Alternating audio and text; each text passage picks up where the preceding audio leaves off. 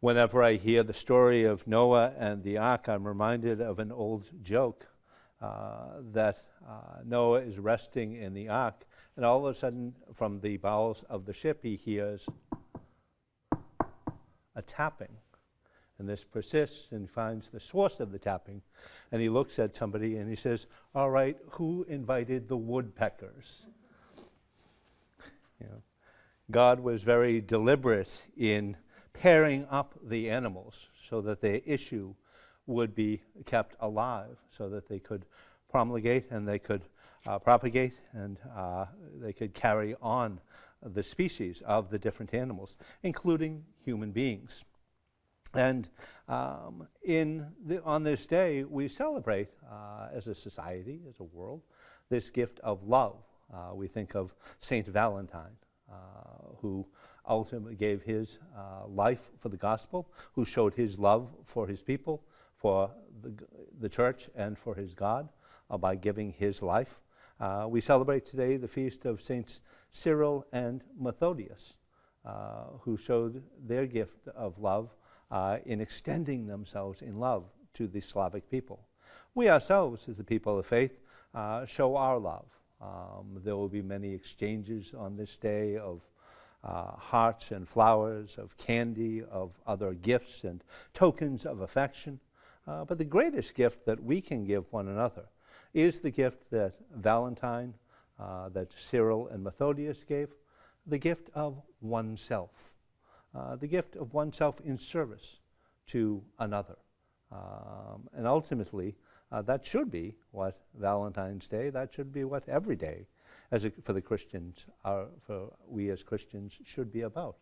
Of giving ourselves in love, of self-sacrificing love that helps us to draw closer in union with Christ, who had a great love for his people, in a particular way, had a great love for his disciples. As he gathers with them in the boat, they only have one loaf.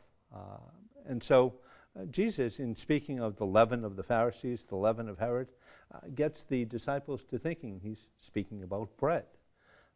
But then he brings up the multiplication of the loaves. He brings up the fact that he fed the 4,000 and 5,000. And he asks, "Do you still not understand?" And it's comforting to some degree that the disciples, that the apostles, those closest to him, don't get it always. It gives me great comfort that sometimes if I don't get it, I'm in good company with the apostles, with those who are in his company yet still don't understand that the sacrifice that Jesus made, the miracle that he engaged in the multiplication of the loaves, was done out of love, was done out of love for the people, so that they could see they could be fed not only in body, but in spirit as well. For the multiplication of the loaves was not just a physical miracle, it was a spiritual one as well, because bread is a staple of life. Bread is a symbol of what we need to sustain ourselves, to be sustained. And Jesus uses this symbol of the bread and the multiplication of the bread by extending his love to his people, by feeding them, not only with the physical bread, but with the miracle of the multiplication, of feeding their souls, of helping them to understand that it is God who gives us life. It is God who sustains our life. It is God who at the end of our earthly days calls us home to newness of life in himself. And throughout our journey of faith, he feeds us. He keeps us nourished, not only with bread, but with everything that comes from his hand. And in this Holy Mass, we are fed twice. We are fed by the Scriptures, the Holy Word of God, and we're fed by the Eucharist, the bread of life, the food for the journey.